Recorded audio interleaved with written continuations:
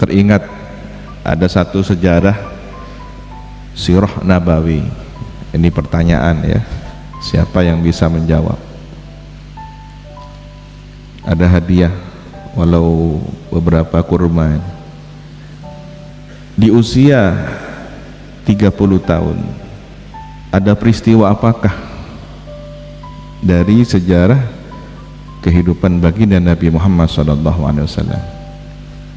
Kita tahu secara umum ya, Nabi ditinggal wafat oleh ayahandanya pada saat dalam kandungan, ditinggal wafat oleh ibundanya sekitar usia 6. Kemudian terjadi sebelum itu pembelahan ya, masih usia 4-5 tahun atau lebih muda dari itu, dibelah dada Nabi. Usia 10 tahun terjadi pembelahan dada yang kedua kalinya. Usia belasan tahun Nabi ikut perang bersama paman-paman beliau, bahkan pernah diajak berdagang ke Syam.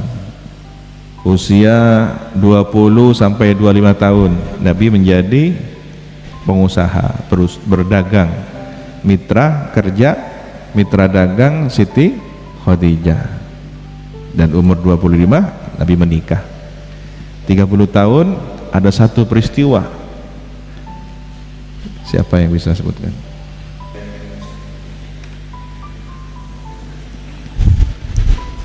Sebelah sini. Namanya Fathul Qorib dari Bangkalan. Di umur ke-30 Nabi mendapatkan isyarah. Apa isyarahnya itu? Isyarah tentang, cuma isyarah begitu saja. Ada hubungnya dengan ini yang saya baca tadi. Al-mu'min lil mu'mini kal bunyani yashuddu ba'duhu ba'dan. Ini ada hubungannya, nanti penjelasannya akan ada hubungannya dengan ini. Mempersatukan bangsa Arab. Mempersatukan bangsa Arab. Barakallahu fikum. Jadi makan kurmanya. Lengkapnya bagaimana? Lengkapnya ketika Nabi usia 30 tahun terjadi renovasi perbaikan Ka'bah. Ketika hampir selesai, ada satu batu mulia yang menjadi rebutan para kepala suku. Masing-masing ingin terdepan, merasa paling berhak, dan ini adalah gengsi, ini adalah reputasi.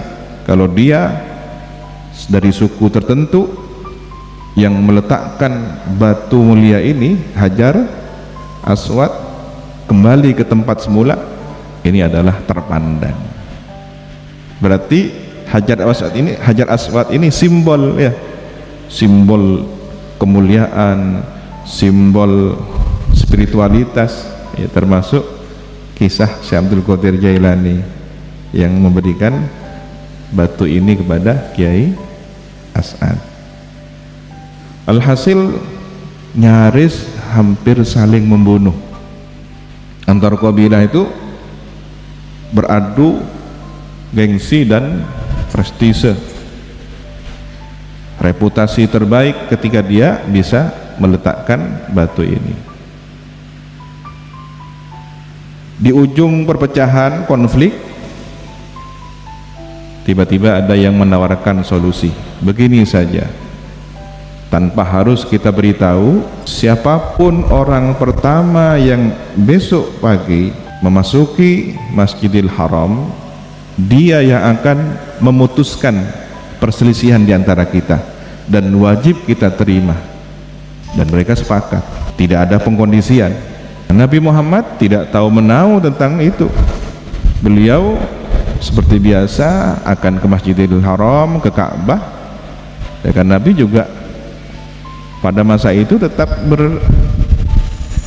berziarah ke Baitullah.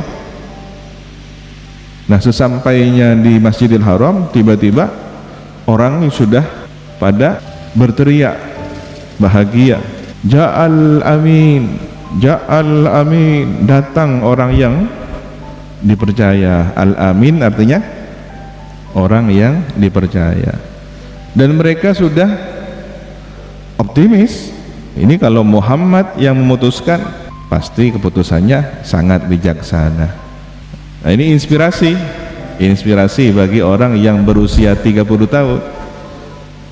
Sebagaimana orang yang berusia 20 tahun, ini ada yang 20 tahun ya? Belum, terlalu tua ya kalau 20 tahun.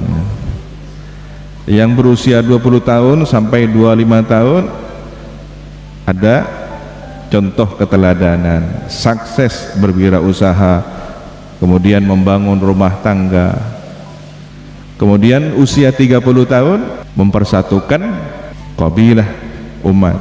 Nah, wahai orang yang berusia 30 tahun, jadilah Anda inspirasi untuk pemersatu masyarakat.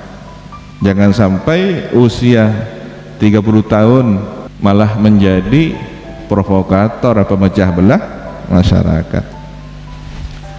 Nah, apa kisah keteladanannya? Ketika Nabi masuk Masjidil Haram, ditunjuklah oleh kabilah, diberitahu bahwa orang pertama yang memasuki Masjidil Haram berhak menentukan perbedaan perselisihan yang terjadi di antara kami. Nabi dengan sangat bijaksana meminta sehelai kain lebar dibentangkan. Begitu dibentangkan surban ini, Nabi meminta semua kabilah, katakanlah 5 orang ini pemimpin kabilah, pegang ujungnya, suruh pegang ujungnya.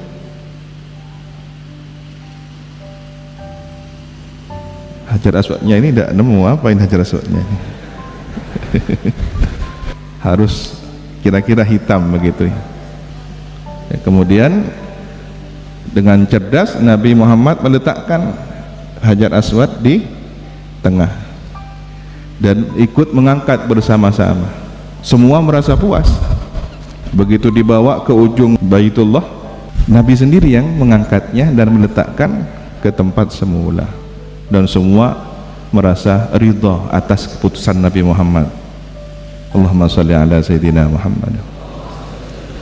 Perhatikan bagaimana semua ikut berperan ya. Andaikan batu tadi itu dipegang oleh sekian banyak kabilah, batu Hajar Aswad ya ukurannya tidak begitu besar. Tetapi dengan kecerdasan Nabi yang terbimbing oleh ilham, belum wahyu karena belum menjadi rasul, semua punya peran, semua memegang, diangkat tinggi-tinggi lalu diletakkan sini. Tetapi agar tidak terjadi perebutan lagi, Nabi yang mengambil. Maka simbol pemersatunya siapa? Nabi Muhammad SAW. Hajar Aswad itu adalah Nabi Muhammad itu sendiri sebenarnya. Kalau kita renungkan ya. Dari mana? Dari sabda Nabi. Ada hadis yang menyebutkan bahwa Nabi Muhammad ini tidak ubahnya sebongkah batu bata dari bangunan. Nah, kalau kemudian Ka'bah ini adalah bangunan simbol agama, ketika itu orang-orang pada melihat ini bangunan sempurna, kecuali ada satu batu bata yang kurang. Dan orang-orang mengagumi. Ini perumpamaan Nabi ya. Nabi membuat perumpamaan, ada satu bangunan yang begitu menakjubkan, orang-orang berkeliling. Nah, keliling berarti tawaf kira-kira begitu. Tetapi ada satu yang kurang. Andaikan di tempat ini ada satu yang bisa menutupi rongga yang terbuka, maka sempurnalah bangunan ini. Dan itu terjadi pada saat Nabi berusia 30 tahun ya, ka'annahu isyarah. Siapa tadi yang bilang isyarah? Terjawab juga akhirnya, tapi diem. Isyarah apa ya? Karena nunggu isyarah juga rupanya ini. Isyarah jawaban apa ini? Baru datang pemersatu umat. Lanjut, bagaimana kemudian Nabi adalah batu Hajar Aswad itu sendiri.